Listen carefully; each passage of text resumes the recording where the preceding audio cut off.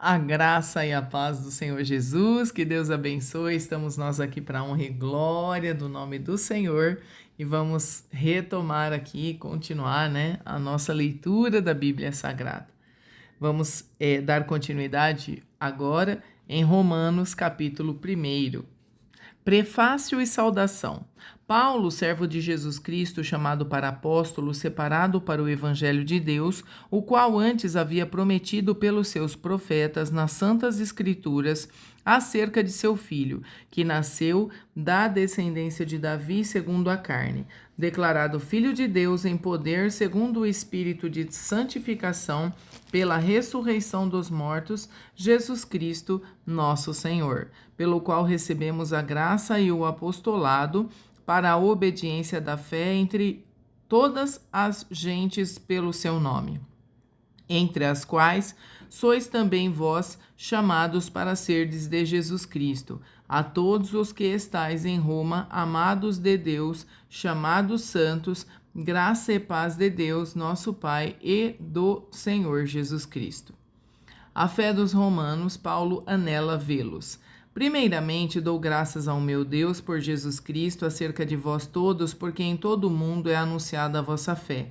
Porque Deus, a quem sirvo em meu espírito no evangelho de seu Filho, me é testemunha de como incessantemente faço menção de vós, pedindo sempre em minhas orações que, em algum tempo, pela vontade de Deus, se me ofereça boa ocasião de ir ter convosco, porque desejo ver-vos para vos comunicar algum dom espiritual, a fim de que sejais confortados. Isto é, para que juntamente convosco eu seja consolado pela fé mútua, tanto vossa como minha.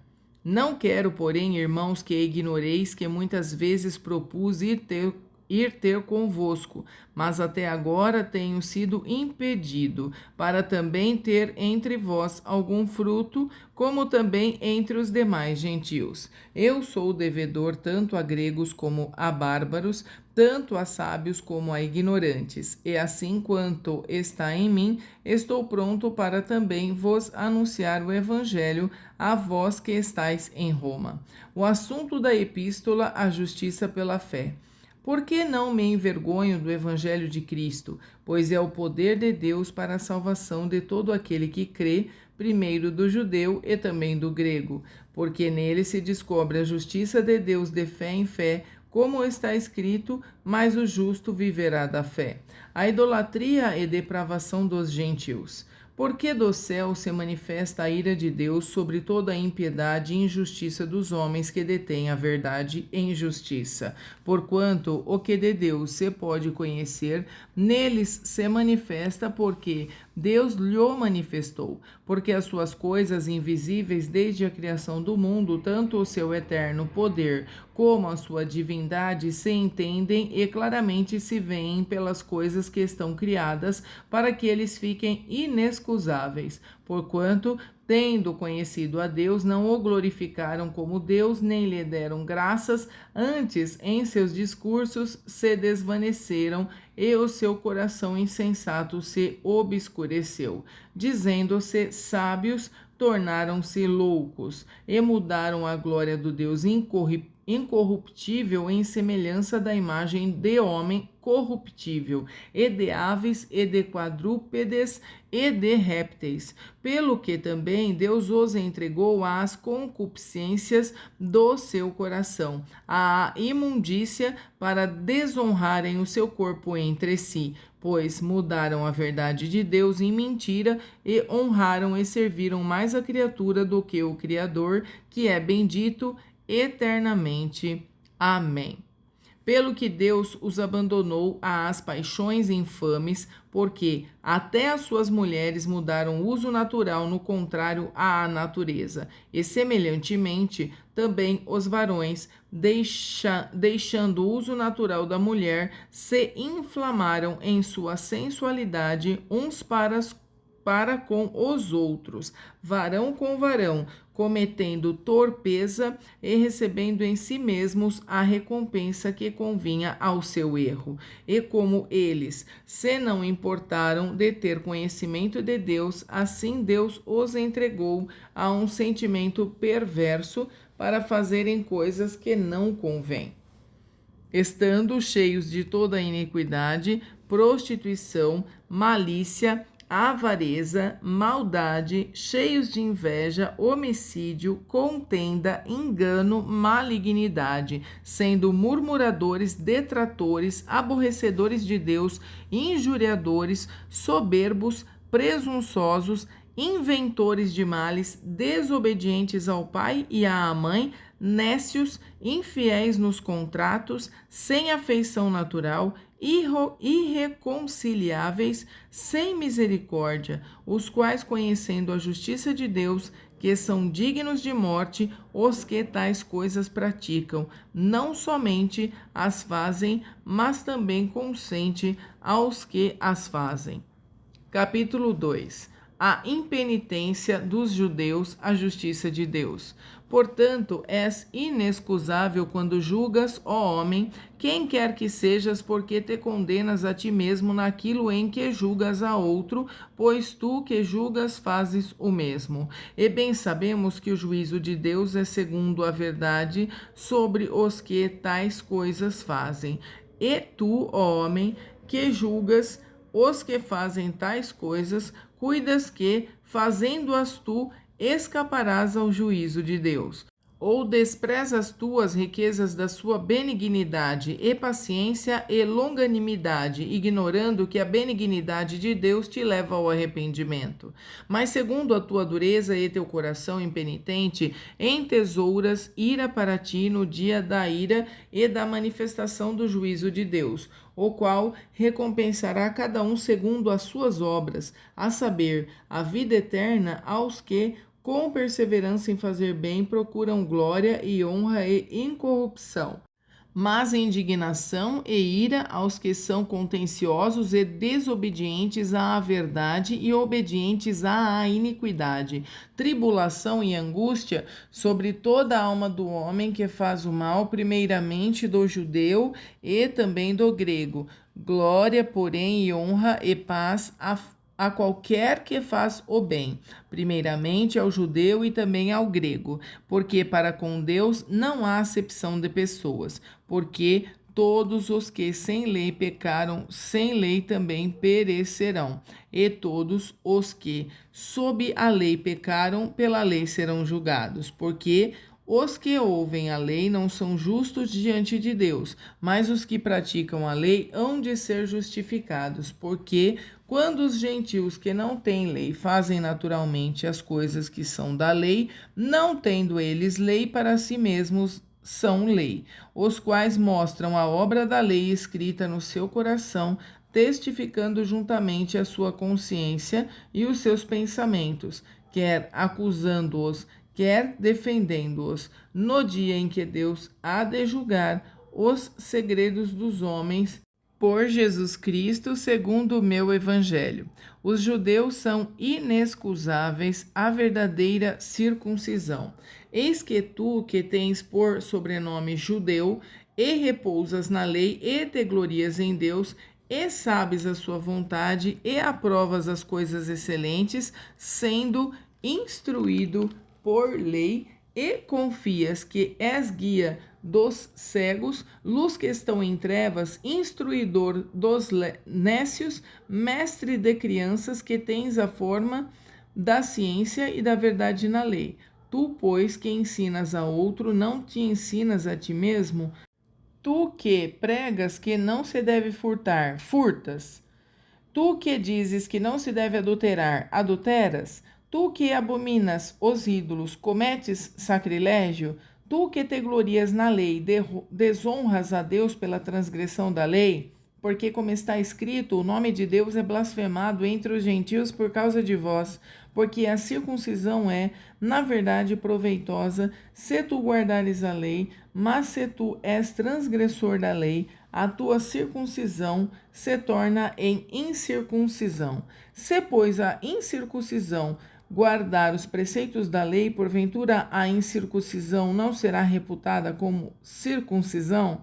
E a incircuncisão, que por natureza o é, se cumpre a lei. Não te julgará, porventura, a ti, que pela letra e circuncisão és transgressor da lei?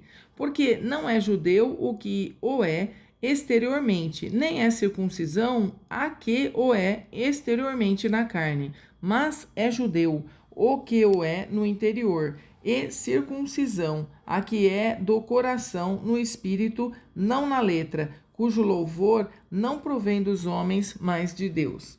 Capítulo 3. O privilégio dos judeus à justiça de Deus. Qual é logo a vantagem do judeu? Ou qual a utilidade da circuncisão? Muita em toda maneira, porque primeiramente as palavras de Deus lhe foram confiadas. Pois que, se alguns foram incrédulos, a sua incredulidade aniquilará a fidelidade de Deus. De maneira nenhuma, sempre seja Deus verdadeiro e todo homem mentiroso, como está escrito, para que sejas justificado em tuas palavras e venças quando fores julgado. E se a nossa injustiça for causa da justiça de Deus, que diremos? Porventura será Deus injusto, trazendo ira sobre nós? Falo como homem. De maneira nenhuma, de outro modo, como julgará Deus o mundo? Mas se pela minha mentira abundou mais a verdade de Deus para a glória sua, por que sou eu ainda julgado também como pecador? E por que não dizemos, como somos blasfemados, e como alguns dizem que dizemos, façamos males para que venham bens? A condenação desses é justa. Todos os homens estão debaixo do pecado, pois que somos nós mais excelentes? De maneira nenhuma, pois já dantes demonstramos que tanto judeus como gregos todos estão debaixo do pecado. Como está escrito, não há um justo, nenhum sequer. Não há ninguém que entenda, não há ninguém que busque a Deus. Todos se extraviaram e juntamente se fizeram inúteis. Não há quem faça o bem, não há nenhum só. A sua garganta é um sepulcro aberto, com a língua tratam enganosamente. Peçonha de áspides está debaixo de seus lábios, cuja boca está cheia de maldição e amargura. Os seus pés são ligeiros para derramar sangue.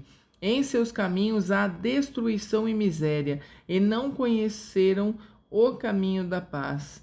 Não há temor de Deus diante de seus olhos. Ora, nós sabemos que tudo o que a lei diz aos que estão debaixo da lei o diz, para que toda a boca esteja fechada e todo mundo seja condenável diante de Deus. Por isso, nenhuma carne será justificada diante dele pelas obras da lei, porque pela lei vem o conhecimento do pecado. A justificação pela fé em Jesus Cristo. Mas agora se manifestou sem a lei a justiça de Deus, tendo o testemunho da lei e dos profetas, isto é, a justiça de Deus pela fé em Jesus Cristo, para todos e sobre todos os que creem, porque não há diferença, porque todos pecaram e destituídos estão da glória de Deus, sendo justificados gratuitamente pela sua graça, pela redenção que há em Cristo Jesus, ao qual Deus propôs para propiciação pela fé no seu sangue, para demonstrar a sua justiça pela remissão dos pecados dantes cometidos sob a paciência de Deus, para demonstração da sua justiça neste tempo presente, para que ele seja justo e justificador daquele que tem fé em Jesus. Onde está logo a jactância? É excluída por qual lei? Das obras? Não, mas pela lei da fé. Concluímos, pois, que o homem é justificado pela fé, sem as obras da lei. É porventura Deus somente dos judeus, e não o é também dos gentios? Também dos gentios, certamente. Se Deus é um só, que justifica pela fé a circuncisão e por meio da fé a incircuncisão, anulamos, pois, a lei pela fé? De maneira nenhuma. Antes, estabelecemos a lei. Capítulo 4. Abraão foi justificado pela fé. Que diremos, pois, ter alcançado Abraão, nosso pai, segundo a carne? Porque se Abraão foi justificado pelas obras, tem que se gloriar, mas não diante de Deus, pois que diz a Escritura: creu Abraão em Deus, e isso lhe foi imputado como justiça. Ora, àquele que faz qualquer obra, não lhe é imputado o galardão segundo a graça, mas segundo a dívida. Mas àquele que não pratica, porém crê naquele que justifica o ímpio, a sua fé lhe é imputada como justiça. Assim também Davi declara: bem-aventurado o homem a quem Deus imputa a justiça sem as obras, dizendo: bem-aventurados aqueles cujas maldades são perdoadas e cujos pecados são cobertos. Bem-aventurado o homem a quem o Senhor não imputa o pecado. Vem, pois, esta bem-aventurança sobre a circuncisão somente, ou também sobre a incircuncisão? Porque dizemos que a fé foi imputada como justiça a Abraão. Como lhe foi, pois, imputada? Estando na circuncisão ou na incircuncisão? Não na circuncisão, mas na incircuncisão. E recebeu o sinal da circuncisão, selo da justiça da fé, quando estava na incircuncisão, para que fosse pai de todos os que creem, estando eles também na incircuncisão, a fim de que também a justiça lhe seja imputada, e fosse pai da circuncisão, daquele que não somente são da circuncisão, mas que também andam nas pisadas daquela fé de Abraão, nosso pai, que tivera na incircuncisão. Porque a promessa de que havia de ser herdeiro do mundo não foi feita pela lei a Abraão ou à sua posteridade, mas pela justiça da fé. Pois se os que são da lei são herdeiros, logo a fé é vã e a promessa é aniquilada, porque a lei opera a ira, porque onde não há lei, também não há transgressão. Portanto, é pela fé, para que seja segundo a graça, a fim de que a promessa seja firme a toda a posteridade, não somente a que é da lei, mas também a que é da fé de Abraão, o qual é pai de todos nós. Como está escrito: por pai de muitas nações te constituí, perante aquele no qual creu, a saber, Deus, o qual vivifica os mortos e chama as coisas que não são como se já fossem, o qual em esperança creu contra a esperança, que seria feito pai de muitas nações, conforme o que lhe fora dito, assim será a tua descendência. E não enfraqueceu na fé, nem atentou para o seu próprio corpo já amortecido, pois era de quase 100 anos, nem tampouco para o amortecimento do ventre de Sara, e não duvidou da promessa de Deus por incredulidade, mas foi fortificado na fé, dando glória a Deus, e estando certíssimo de que o que ele tinha prometido também era poderoso para o fazer, pelo que isso lhe foi também imputado como justiça. Ora, não só por causa dele está escrito que ele fosse tomado em conta, mas também por nós, a quem será tomado em conta, os que cremos naquele que dos mortos ressuscitou, a Jesus nosso Senhor, o qual por nossos pecados foi entregue e ressuscitou para nossa justificação. Capítulo 5. A justificação pela fé e paz com Deus. Sendo, pois, justificados pela fé, temos paz com Deus por nosso Senhor Jesus Cristo, pelo qual também temos entrada pela fé a esta graça, na qual estamos firmes e nos gloriamos na esperança da glória de Deus. E não somente isto, mas também nos gloriamos nas tribulações, havendo que a tribulação produz a paciência a experiência, e a experiência a esperança. E a esperança não traz confusão, porquanto o amor de Deus está derramado em nosso coração pelo Espírito Santo que nos foi dado, porque Cristo, estando nós ainda fracos, morreu a seu tempo pelos ímpios. Porque apenas alguém morrerá por um justo, pois poderá ser que pelo bom alguém ouse morrer. Mas Deus prova o seu amor para conosco em que Cristo morreu por nós, sendo nós ainda pecadores. Logo, muito mais agora, sendo justificados pelo seu sangue, seremos por ele salvos da ira. Porque se nós, sendo inimigos, fomos reconciliados com Deus pela morte de seu Filho, muito mais, estando já reconciliados, seremos salvos pela sua vida. E não somente isto, mas também nos gloriamos em Deus por nosso Senhor Jesus Cristo, pelo qual agora alcançamos a reconciliação. Por um homem vieram o pecado e a morte, por um homem também veio a graça, pelo que, como por um homem entrou o pecado no mundo, e pelo pecado a morte, assim também a morte passou a todos os homens, por isso que todos pecaram. Porque até a lei estava o pecado no mundo, mas o pecado não é imputado não havendo lei. No entanto, a morte reinou desde Adão até Moisés, até sobre aqueles que não pecaram à semelhança da transgressão de Adão, o qual é a figura daquele que havia de vir. Mas não é assim o dom gratuito como a ofensa, porque se pela ofensa de um morreram muitos, muitos mais a graça de Deus e o dom pela graça que é de um só homem, Jesus Cristo, abundou sobre muitos. E não foi assim o dom como a ofensa por um só que pecou, porque o juízo veio de uma só ofensa, na verdade, para a condenação, mas o dom gratuito veio de muitas ofensas para a justificação, porque se pela ofensa de um só a morte reinou por esse, muito mais os que recebem a abundância da graça e do dom da justiça reinarão em vida por um só Jesus Cristo.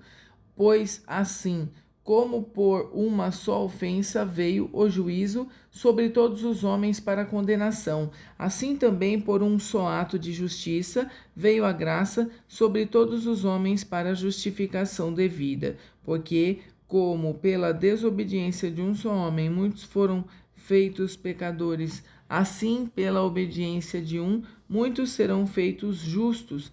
Veio, porém, a lei para que a ofensa abundasse, mas onde o pecado abundou, superabundou a graça, para que, assim como o pecado reinou na morte, também a graça reinasse pela justiça para a vida eterna por Jesus Cristo nosso Senhor. Capítulo 6. A graça não nos deixa permanecer no pecado.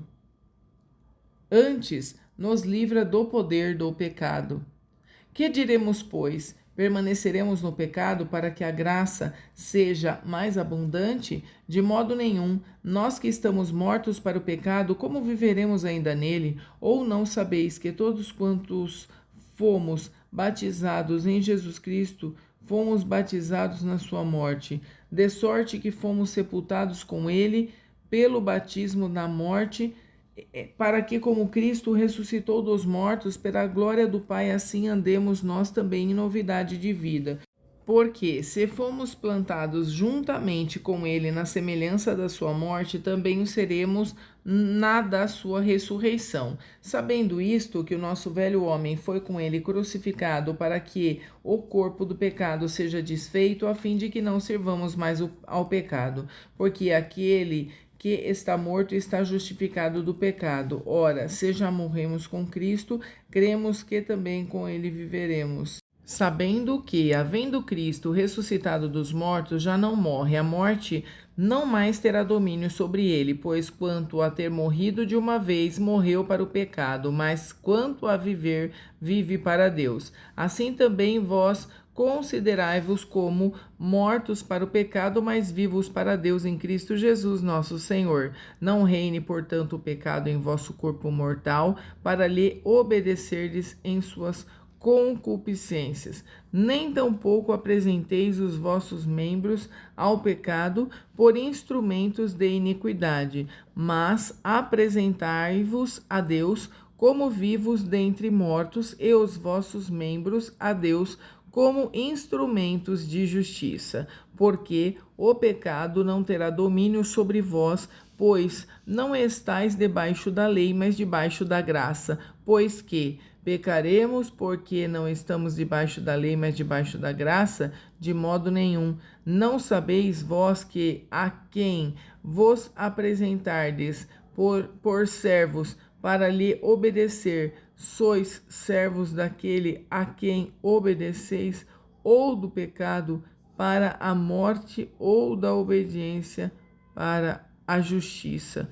Mas graças a Deus que, tendo sido servos do pecado, obedecestes de coração à forma de doutrina que fostes entregues, e libertados do pecado fostes feitos servos de justiça. Falo como homem pela fraqueza da vossa carne, pois que, assim como apresentastes os vossos membros para servirem à imundícia e à maldade, para a maldade assim apresentai agora os vossos membros para servirem à justiça, para a santificação. Porque quando éreis servos do pecado, estáveis livres da justiça, e que fruto tinhais então das coisas de que agora vos envergonhais? Porque o fim delas é a morte. Mas agora, libertados do pecado e feitos servos de Deus, tendes o vosso fruto para a santificação e por fim a vida eterna. Porque o salário do pecado é a morte, mas o dom gratuito de Deus é a vida eterna por Cristo Jesus,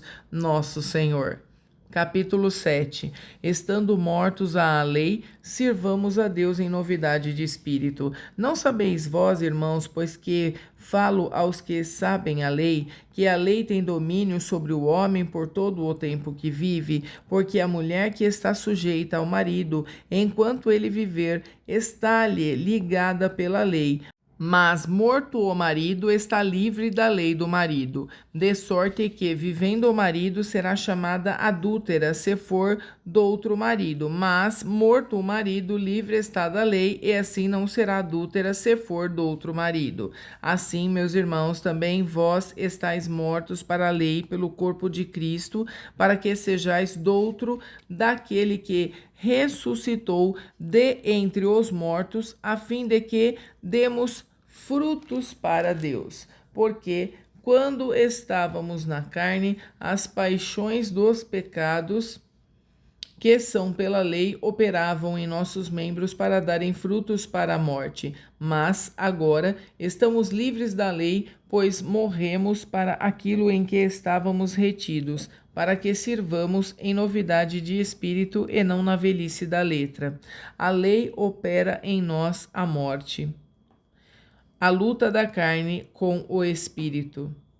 Que diremos, pois? É a lei pecado? De modo nenhum, mas eu não conheci o pecado senão pela lei, porque eu não conheceria a concupiscência se a lei não dissesse, não cobiçarás. Mas o pecado, tomando ocasião pelo mandamento, despertou em mim toda a concupiscência, porquanto sem a lei estava morto o pecado. E eu, n'algum tempo, vivia sem lei, mas vindo o mandamento, reviveu o pecado e eu morri.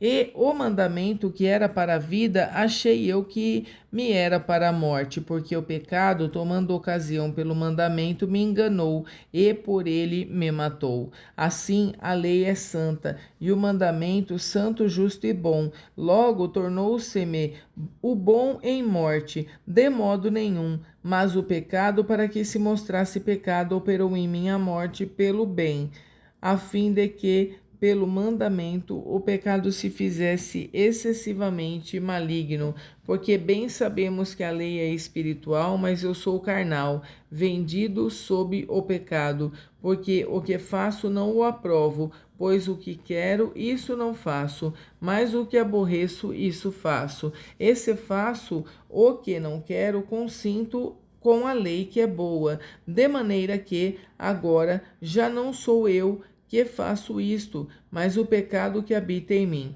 Porque eu sei que em mim, isto é, na minha carne, não habita bem algum, e com efeito o querer está em mim, mas não consigo realizar o bem, porque não faço o bem que quero, mas o mal que não quero, esse faço. Ora, se eu faço o que não quero, já o não faço eu, mas o pecado que habita em mim. Acho então esta lei em mim que quando quero fazer o bem, o mal está comigo, porque, segundo o homem interior, tenho prazer na lei de Deus, mas vejo nos meus membros outra lei que batalha contra a lei do meu entendimento e me prende debaixo da lei do pecado que está nos meus membros. Miserável homem que eu sou!